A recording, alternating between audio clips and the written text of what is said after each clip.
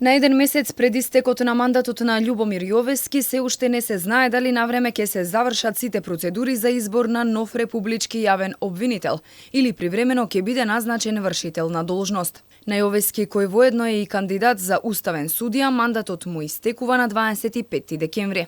Откако собранието огласот за нов јавен обвинител го објави на 29 ноември, почна да тече рокот за пријавување на кандидати кој трае 15 дена.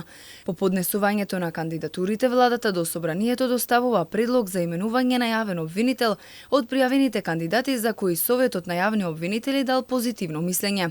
За кандидатот што ќе го предложи владата за јавен обвинител, кон предлогот се доставува и мислењето на Советот на јавни обвинители. Дури после ова почнуваат собраниските процедури, односно расправа на Комисијата за избор и именувања и гласање со просто мнозинство. Јавен обвинител на Македонија може да биде именувано лице кое има непрекинат работен стаж од најмалку 10 години како јавен обвинител или како судија од областа на кривичното право. Јавниот обвинител се именува од собранието, по предлог на владата со мандат од 6 години и право на повторно именување. За својата работа и работата на јавното обвинителство одговара пред собранието. Јовески беше избран за јавен обвинител со 61 глас за на 25 декември 2017 година. Пред него веде обвинител беше Лилјана Спасевска, откако Марко Зврлевски беше разрешен во август истата година.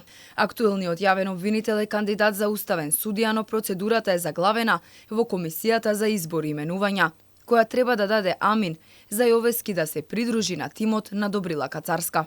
За неговата работа пак од страна на опозицијата е поднесена и интерпелација, која беше ставена на седница на 2 ноември, месец и пол пред истекот на мандатот, но никогаш не дојде на ред за гласање. Интерпелацијата први ја покренаа пратениците од албанскиот опозицијски блок, со клучна забелешка во однос на истрагата за пожарот во модуларната ковид болница во Тетово, што се случи во септември 2021 година, во кој загинаа 14 пациенти.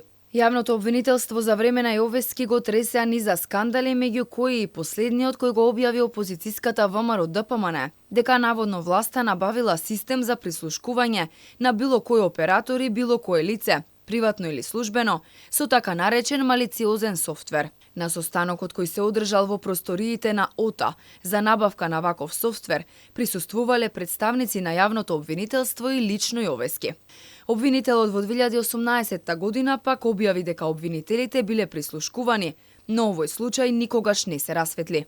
За сите критики за судско-обвинителскиот систем од ЕУ и САД, Јовески неретко милуваше да каже дека недовербата на граѓаните е погрешна перцепција.